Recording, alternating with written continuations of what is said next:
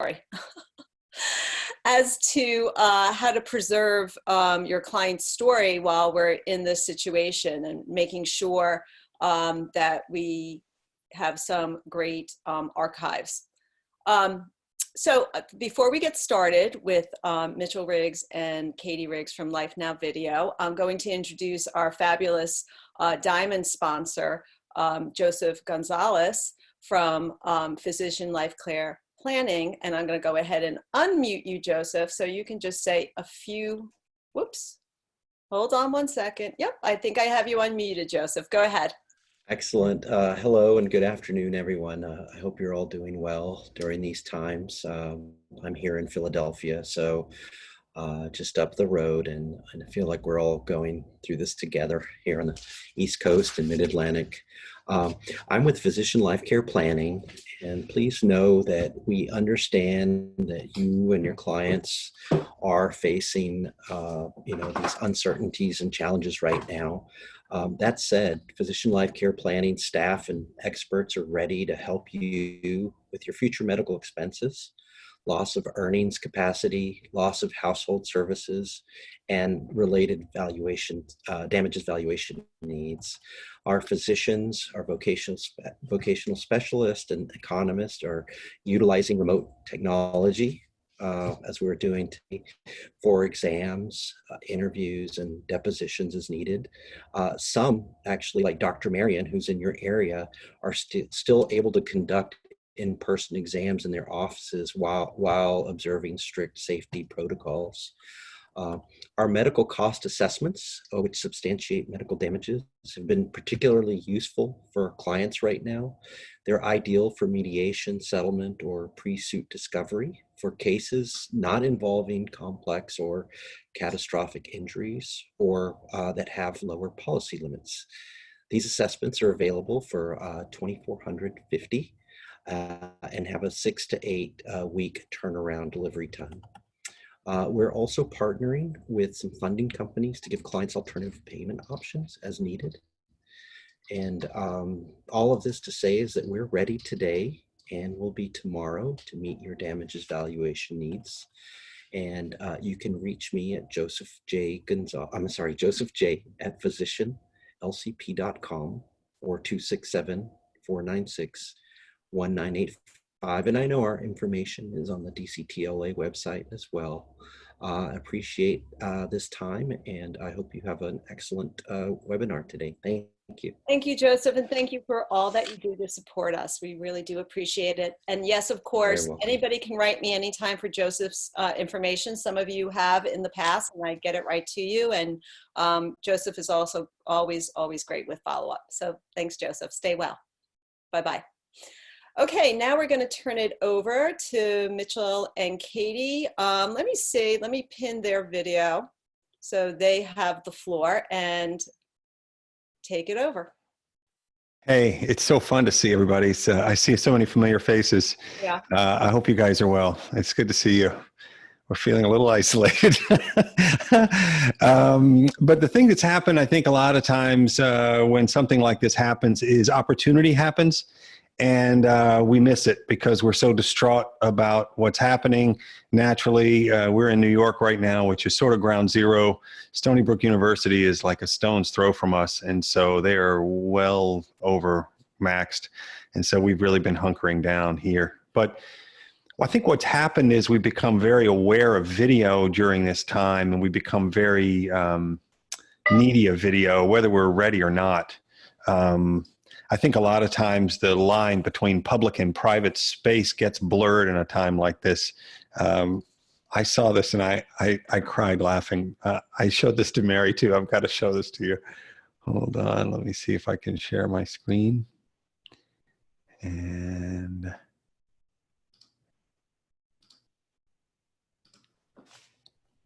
can you hear it? Hey, Paul. Thanks for being here on time. Paul? Hey, Paul, can you hear me? I can hear you. I can hear you. Can you hear me? Hey, guys. Hey, Tyler. Sorry I'm late. Having a hard time connecting. 1 second. Paul's having a sound issue. I can't hear you. Try adjusting your output settings. Can you hear me? It's the gear icon. Tyler, are you on hotel Wi-Fi? Yeah, well.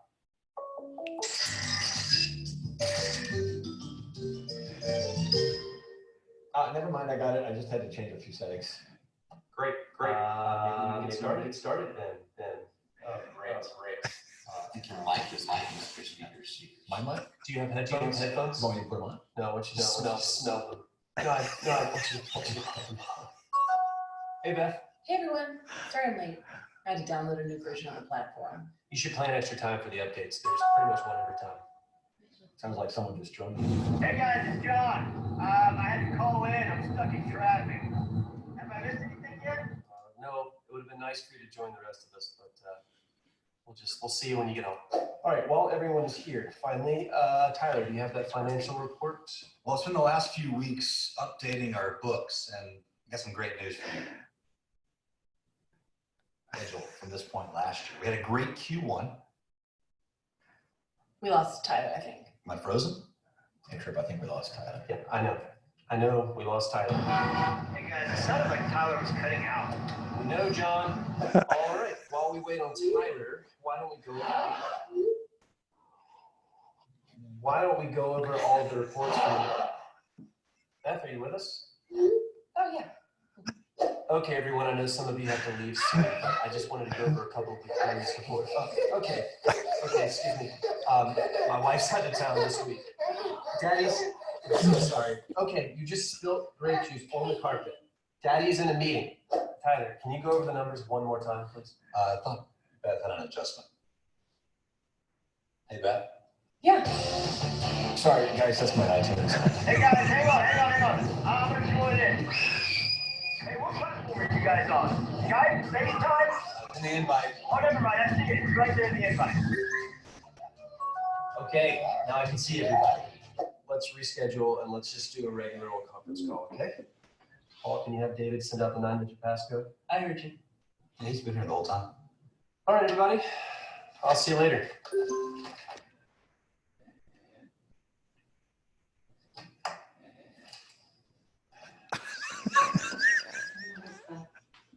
Sorry, that made me laugh. I think we're feeling that so much right now. Can you hear me? Mary, am I still good? Okay, good.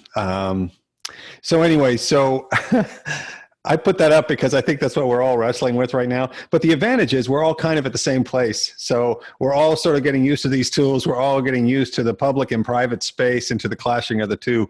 So it is a more level playing field. The thing that I think is beneficial about this, as opposed to if this had happened 20 years ago, is that all of your clients really have a high definition video camera in their pocket right now. So when we talk about wounds healing, when we talk about broken limbs mending, when we talk about missing the most catastrophic time of an injury, that's no longer a problem because we can teach our clients to film themselves. And so we've been working on a new product called a video diary. Which is where your clients basically film themselves, and we provide them with a list of things and tools or rules that we typically try to follow when we're putting together a settlement documentary or a day in the life film. I put together some really quick tips useful for people to make the most of the tools they have. So like I said, we all have iPhones or Android phones. I put 6 things together that make those much, much more useful. So I'm going to play that now. I sent that around, but it's very short. And these are things we encapsulate the list at the end, but I'll just show you some of them and we examples of them. Hold on a second. Let me share my screen again.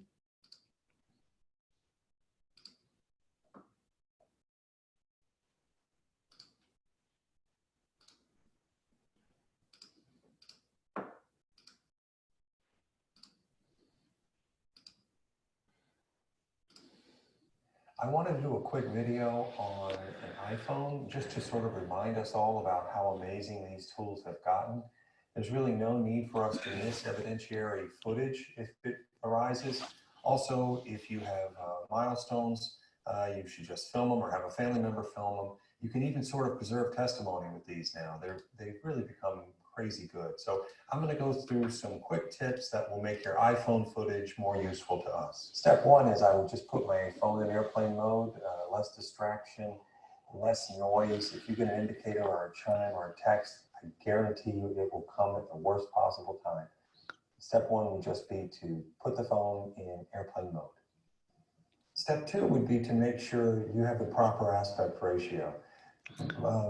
It's easier to shoot this because of the way you hold your phone, and this is great for Instagram, but for our usage, it's really better to be in 16:9. This is more useful for us because we have this area out here we can put demonstratives in, but also it gives us lead room if we're looking at one. There's a bunch of reasons. This is a better use for us. So just turn your phone sideways and then press record. If you're filming something that matters to you, give it a full 4 seconds, and that's a full 1 Mississippi, 2 Mississippi, 3 Mississippi, 4 Mississippi. I think because we're used to seeing a 2-second shot in commercials, and even in feature films now, when we pull the record button for 2 seconds, we feel like we have the shot, but really we need that extra time. I usually try to avoid harsh light like this. These cameras now shoot so well in low light. You really don't need as much light as you might think. I know sometimes there's an urge to turn on overhead lights. A lot of times I turn them off because if you have harsh overhead lights on, it's a similar effect. Indoor light, I've got no lights on in the house right now. This is just light bouncing around. Usually it's fine. And also just remember, if you have someone with glasses on, you want to make sure you can see their eyes. If you need to preserve testimony or record an interview, I would really recommend an external microphone. The great thing is if you have a headphone jack still from your mic, from your iPhone, this is the headphones are just on the other end of this. I just stuck the microphone out here, hung it on a button. See, that's the microphone jack. So this is with the microphone in. All the footage I've shot today has been with this iPhone microphone in. If I just pull this, you can hear the difference. And the difference you can see is the difference between being connected to your subject or not. So I would really recommend using the headphone jack at the very least. Get a microphone if you're planning to record or preserve testimony. When you're recording your subject, make sure you're not at your height or the camera person's height. Make sure you're at your subject's height, at eye level. The great thing about shooting on an iPhone is not only does it have an honest home video feel, is that it's going to be filmed by a family member usually who is inherently empathetic. So that perspective is where we want to be. If we hire a real estate videographer or someone who's used to filming live events even, they're going to be trying to accurately document the environment, which is useful and it's great because it shows us everything that your plaintiff needs to stay healthy. But really where we want to get to is to appreciate the emotional struggle that your plaintiffs are going through. And we want to kind of see this through their eyes. And when you get a family member or someone who is close to the plaintiff with something like an iPhone, just the nature of it is you're much more likely to get great footage out of that. Thanks. Hope this is helpful. Let us know how we can help. Okay.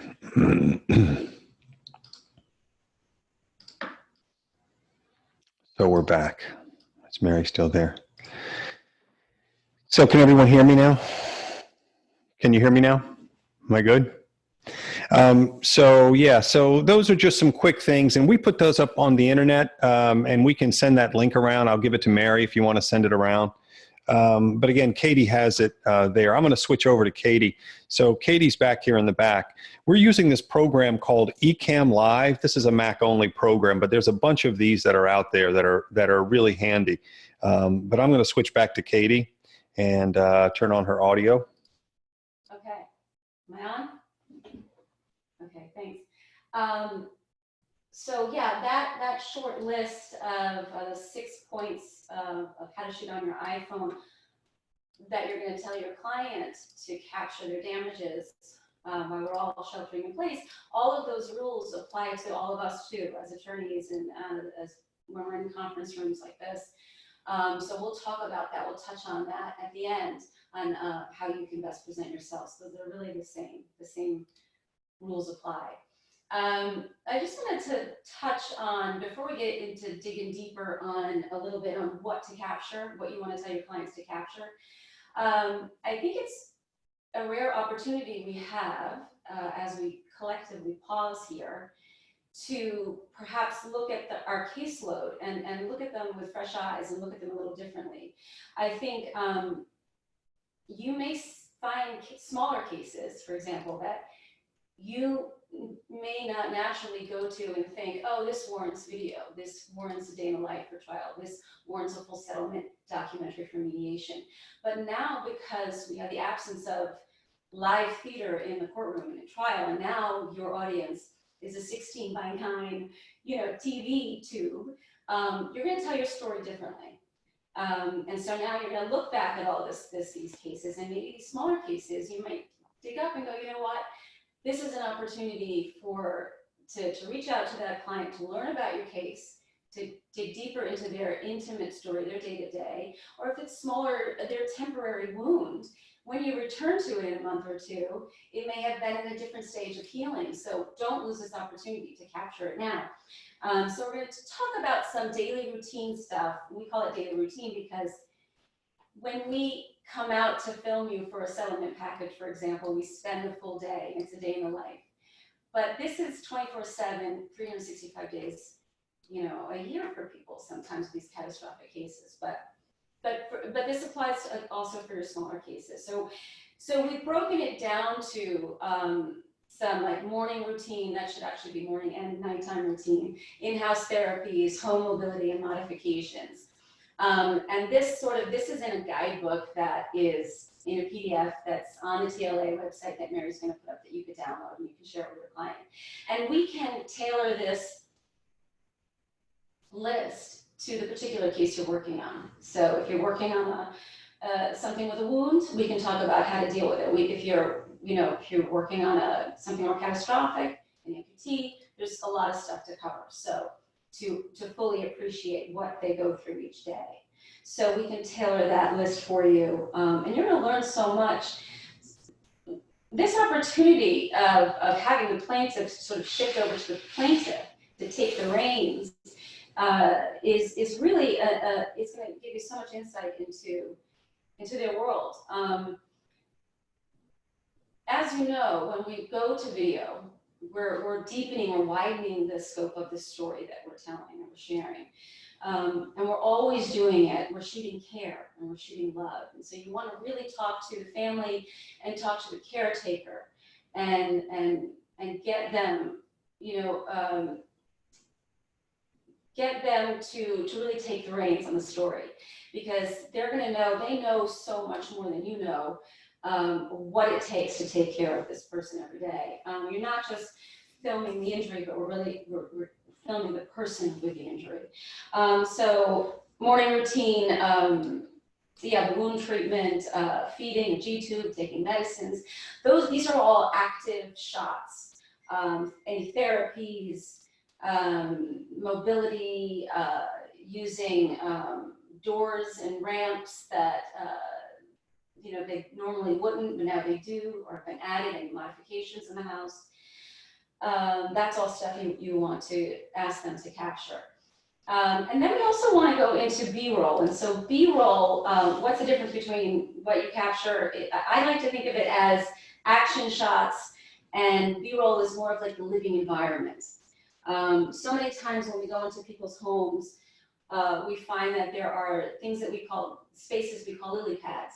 So someone who maybe is confined to a bed or their lazy boy in the living room will have their bedside table or their side table filled with their crossword and their tea and their water for the day and their eyeglasses and a snack, and just filming those still lifes. So getting that 4-second shot, right, of that lily pad, or it's one thing to see the action of the medicine being taken, but it's another to just see the medicines on the medicine cabinet and just see the breath of medicine they have to take. I don't need to know the names of the medicine, but what those medicines, just to see them, just to witness them, and the lotions and the care that it takes.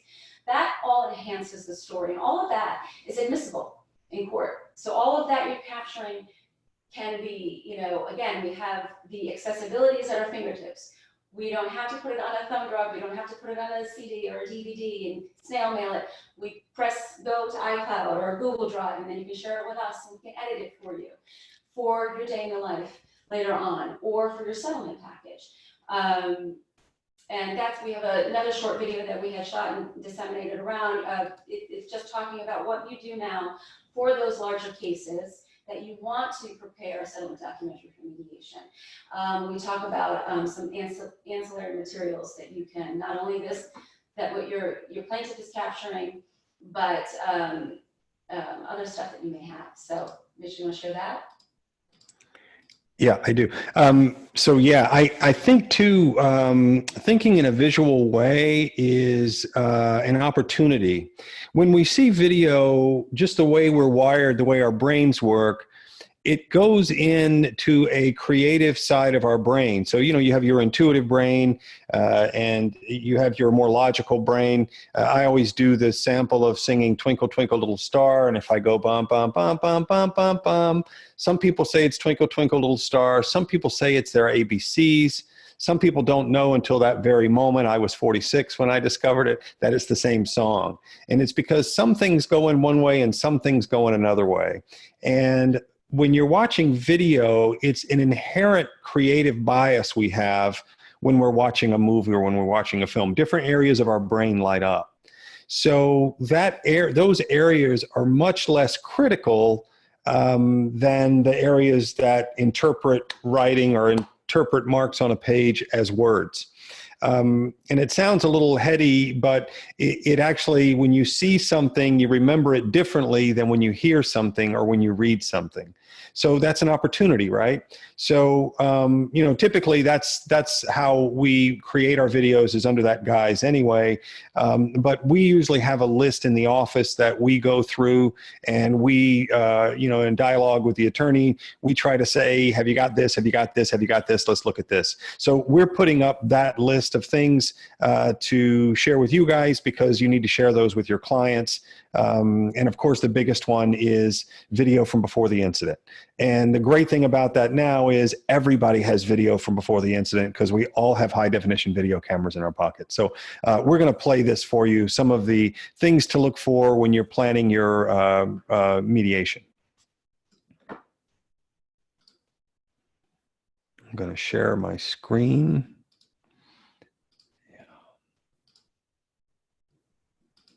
Hey, I'm Mitchell from Life Now Video.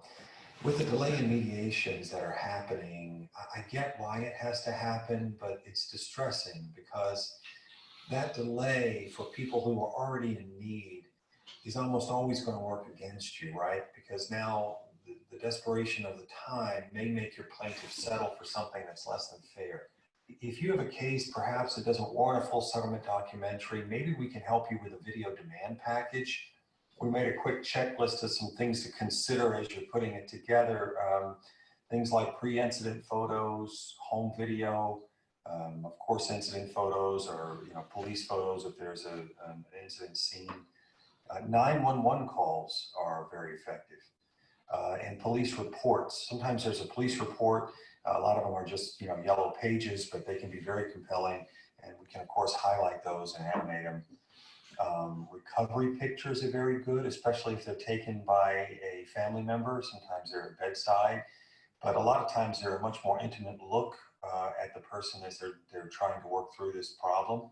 Of course, physical therapy, if you can get some. Medical reports, and that would include your expert evaluation of the person, any sort of medical reports or medical imaging, of course. Expert reports. I know you get sometimes expert's opinion on your case if you've had it reviewed by an independent expert. And of course, any animations that you've had by many of the wonderful animation companies around the country. We don't offer animation, but sometimes we can do like simple animation, highlighting things, moving them, showing them in juxtaposition to the injury. Any sort of demonstrative that you had made already, even if it's still, we can put that right in the video. And of course, if you have video depositions, they're very compelling. And deposition transcripts we can often animate and voice over. But mostly we just want to make sure that this time of uncertainty doesn't compound the losses for our plaintiff, right? So if we can help or brainstorm with you, please give us a call. We always consult for free.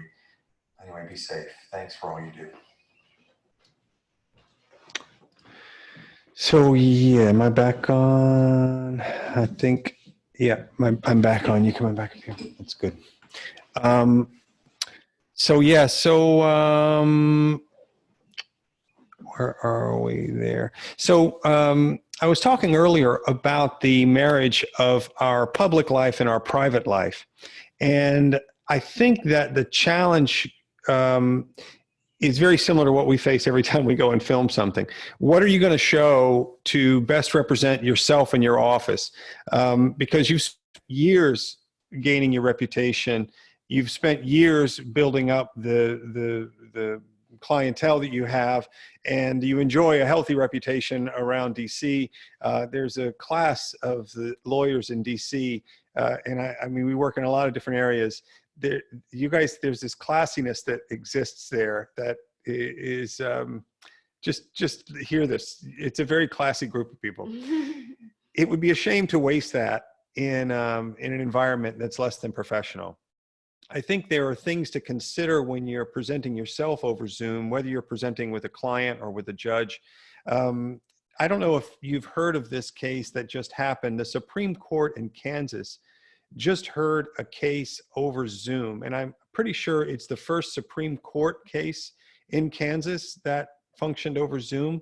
But I have a photo of it here, and I think it's a good study of what works and what doesn't work. Sorry, I just turned it off. And if you look at this, it's interesting because you can see the 7 justices there, and they're all in their rows, of course, but they all found different solutions for their backgrounds. There is an effort, you can see amongst all of them, to maintain some sort of professional courtesy or some sort of professional environment. You can see in the upper right-hand corner there, Justice Rosen chose a state of Kansas flag to go behind him, the seal of the state.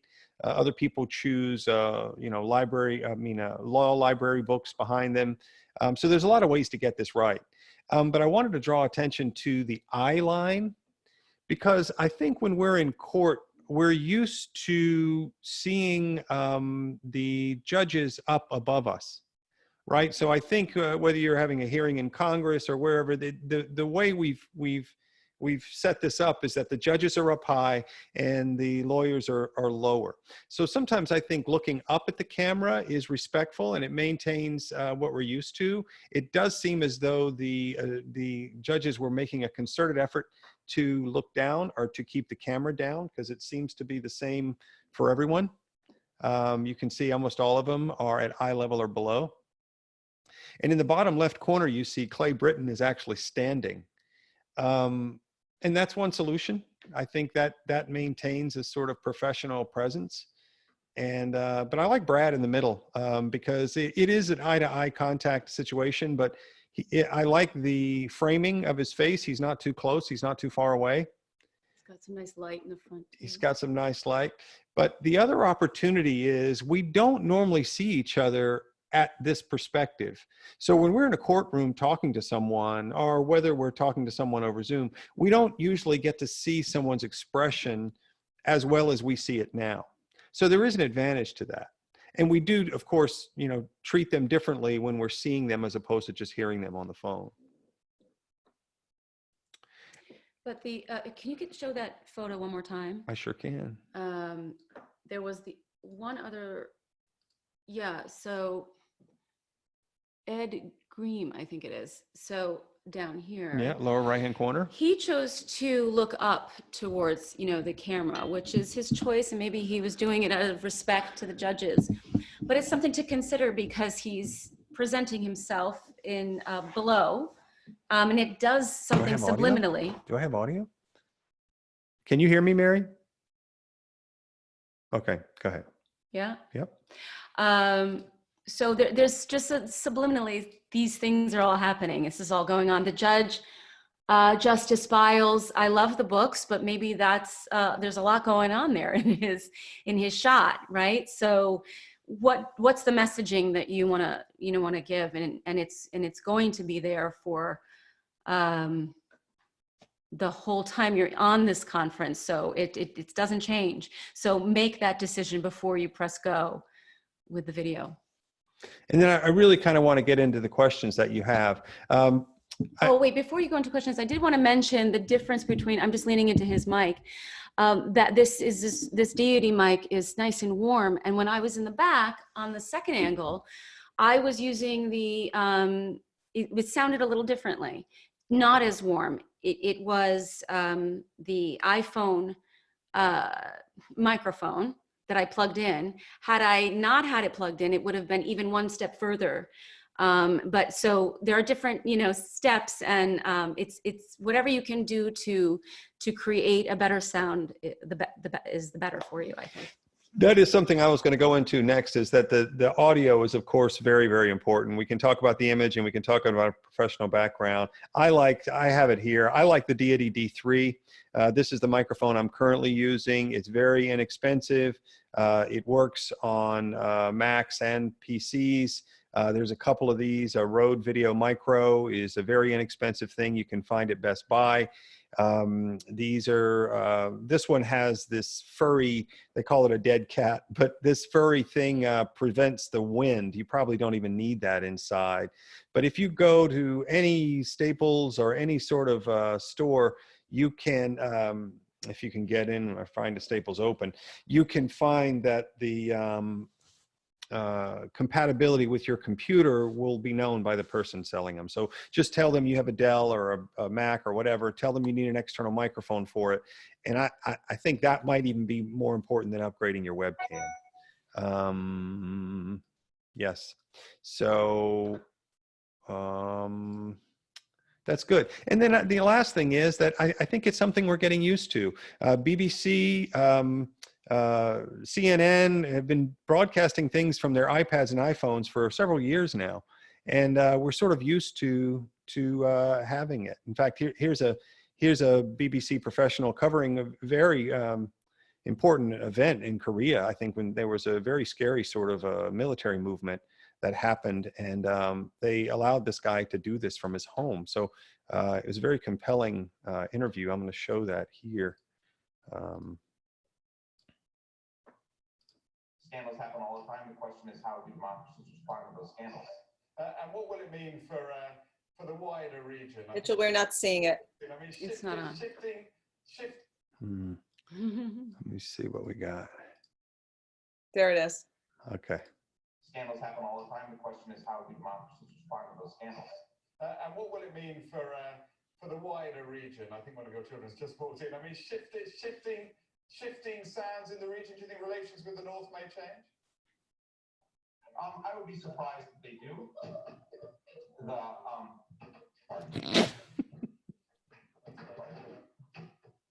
apologies.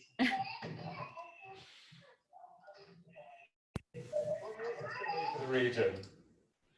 My apologies.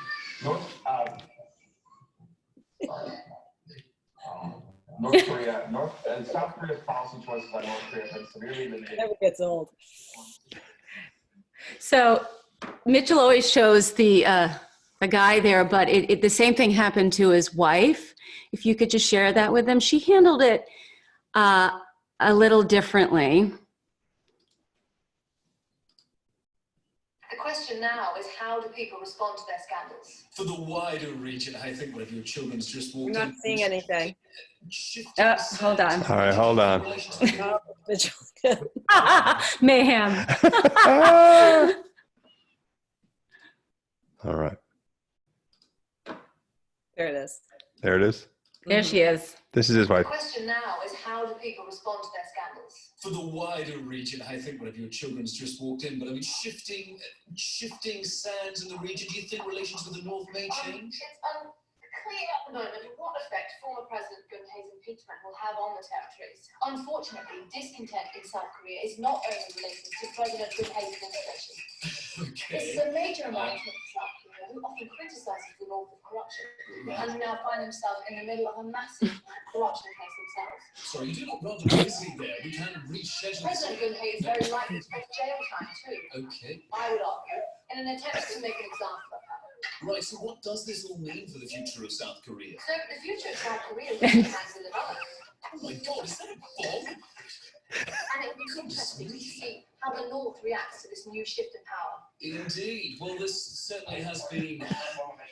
Sorry, your husband is. I anticipate there will be more to come from this region in the next few months. Kate Wordsworth, you're obviously busy. Thank you so much for your time. All right, let's find this sock then.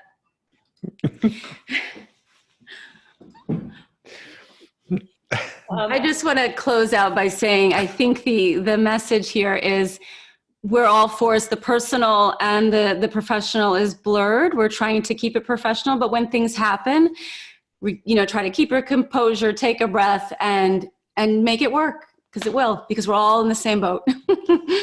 Kathy and Mitchell, one thing that I thought maybe you can talk about is maybe explain a little bit about lighting, explain about camera height of your laptop. Part of me thinks the judges were all looking down is because they just put the laptop on their laps and you get the chin so just maybe a few words on where your laptop should be, to look behind you and make sure, you're not looking at, if you're in a professional setting, if you're trying to interview a client, you always have to be aware of what's around you, but I'll let you. So, but part of this is what we're used to seeing, right? So when we watch a typical interview on the news, on the nightly news, most of the time we're seeing people at an eye level, at an eye-to-eye level. That's deliberate. I think one of the main things people do wrong when they're filming a day in the life is that they have these big cameras and they're filming down on your plaintiff. And when you're looking down on a person, you are literally looking down on them. It makes you feel differently about them. So when I say to look up or to look down, it's something to consider. It may be that the judges just had their laptops open and they looked down, but it worked for them. You don't want to go up your nose, but in the business, they call that the hero shot. Is if you're a little below eye level, you're looking up at the person, and you'll notice a lot of times when an action person is introduced, the camera level might be a little lower than them. I think inherently most of our IMAX, depending on the size of the screen, are going to be a little above eye level.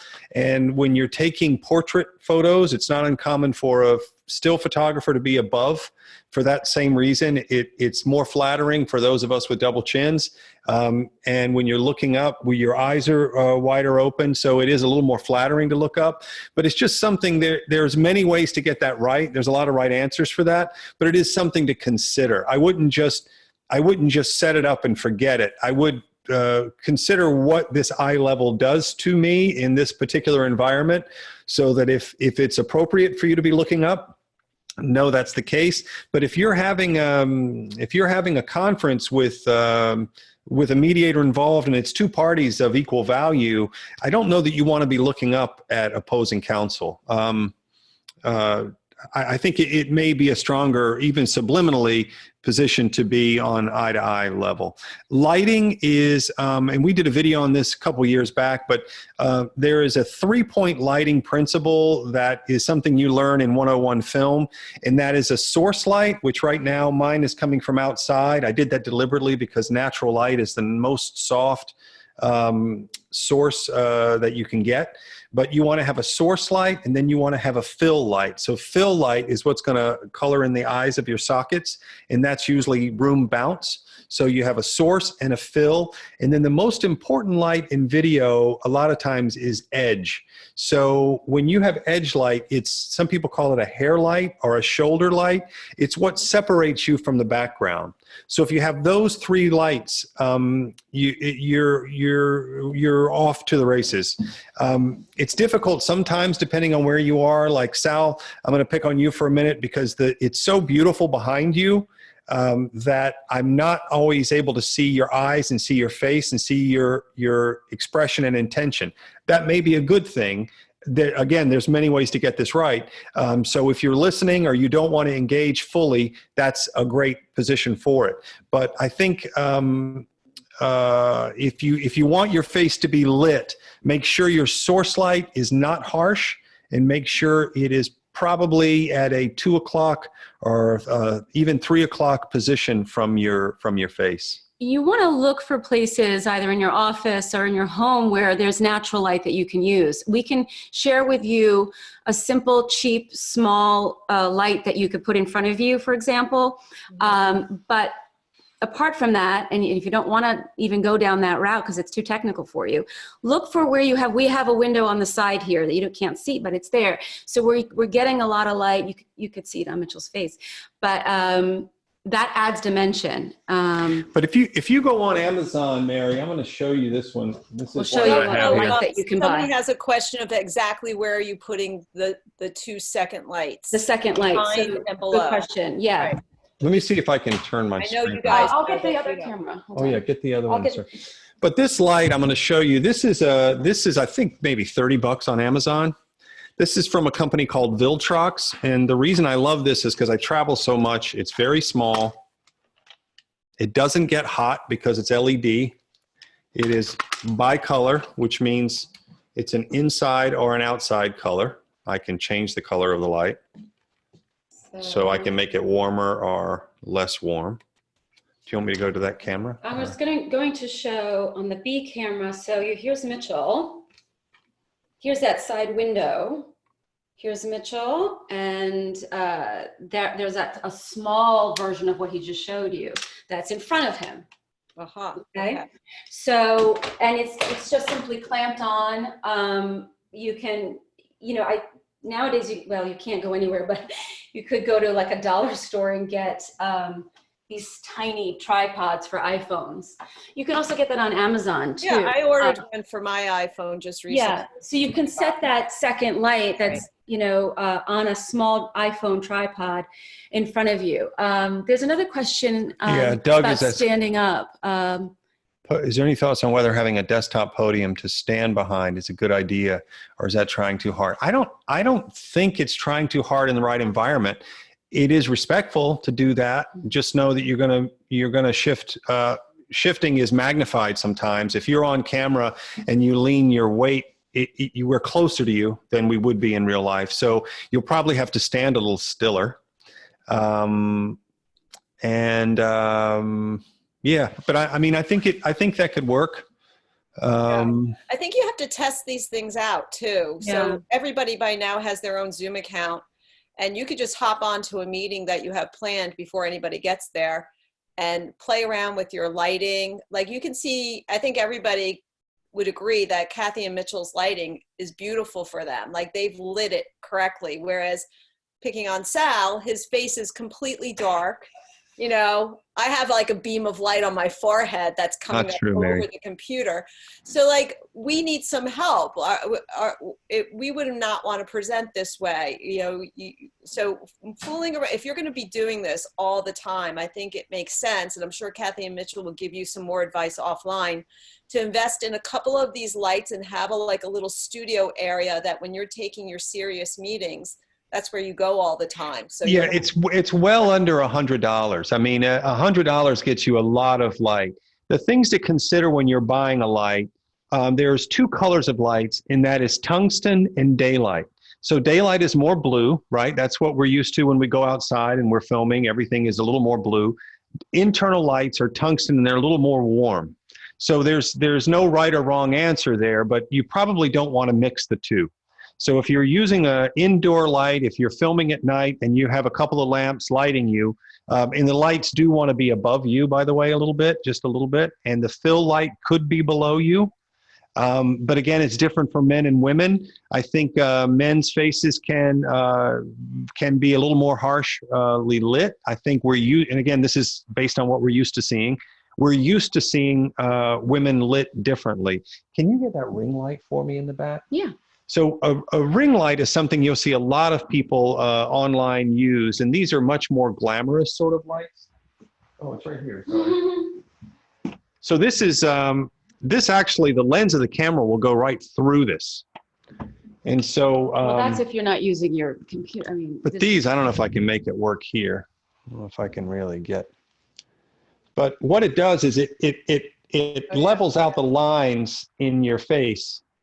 And these are much more glamorous. A lot of times the nighttime TV people use these. Sometimes they'll put a light below and above and it'll get the same effect.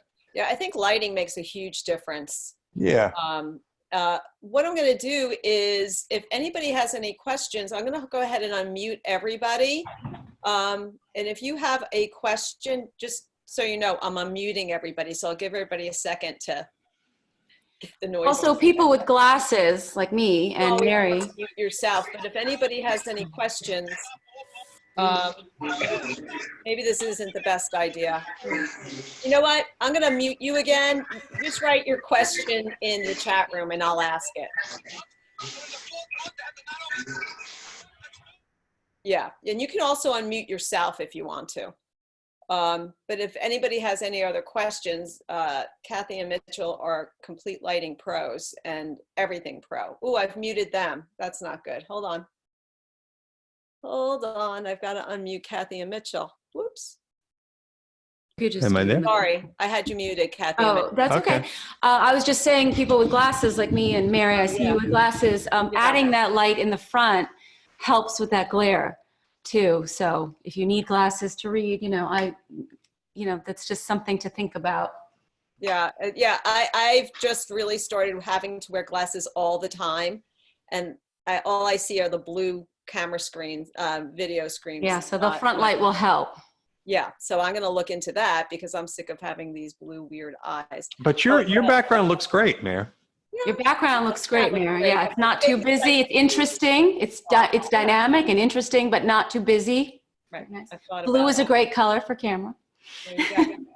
But I can see that my eyes are really I think they're distracting, but I can't see anymore. So, and Doug wants to know where I got them. I got them at Caddy's. Thank you, Doug. Incandescent bulbs, yeah, typically they're pretty much okay now with an iPhone because iPhones are usually at 60 frames a second, or they know how to deal with it. A lot of modern cameras have a way to turn off that flicker, but it's a good question. Sometimes incandescent bulbs, the frequency of the light inside the tube can cause rippling black lines down a video screen. So that's a very smart question. Most iPhones don't have a problem with that anymore. They have built-in filters to get rid of that. There's so much technology packed into the iPhone camera. I can't even tell you. Yeah, but aren't most of us on our laptops when we're doing this? Yes, I'm just saying for filming, when you're filming outside of that. Sorry. Yeah. Sorry. Do the client send footage to Google Drive for the lawyer's office and collect it before editing, or how does that work? That is the way I've been recommending lately. This video diary product that we're working on a lot now, we have several cases going on using that. And what I've recommended just for chain of custody is that the plaintiff upload it to their either iCloud or Google Drive and share that with you, and then you share that with us, because again, I'm not a lawyer, but I believe that the attorney-client privilege is preserved when that happens. When we get our stuff from you, it's okay. That being said, we've done well over 500 films and we've never had to turn our footage over to the defense. It's always considered attorney work product, and you have federal and state support of that. So, but I do think because some of the footage was recorded before the lawyer was engaged, and because it was recorded before we were engaged, I do think it's safer to just upload it to, go through the firm. I think upload it, then share it with you. Okay. Does anybody have any other questions? This has been so interesting. We tried to pack so much information into a little bit of time, so I'm sorry if some of that went fast. But again, we're here to help primarily, especially during this time. So please feel free to call us. And if some of you are more tech savvy and want to talk about, we're happy to talk with you offline, or if there's a lot of demand for it, we can come back and talk about using more professional cameras and getting an Ecamm Live setup going where you have a DSLR camera so that you are looking as best as you can. It has depth of field and all that jazz. We're here and you want to talk about it. That's a great offer, because we might be doing this for a long time. So Yeah, it's a very mature space. You know, there have been gamers doing this for years where they play the video game, narrate it. My son watches it. They're hilarious. But they've really got this down. There's a plethora of products available to live stream. And a lot of those are different. They're live streaming, so you're making your own show on YouTube or Facebook or whatever that is, and people are tuning into that. Those have now been integrated into peer-to-peer discussions like Zoom and Skype and other groups like this. So it's a very mature space. There's a lot of great tools out there. Okay, great. Thank you so much for your time. This was so interesting and educational, and I know all of us definitely benefited from it. I did record it. It's going to be on the website, so if anybody wants to come back and look at it, it will be available. And Kathy and Mitchell sent some great handouts, which I will share as well. Okay, so that is our meeting for today. Thanks for having us. Thank you, everybody. Thank you so much. Here. Be well. Bye-bye. Be well. Thank you. Thank you.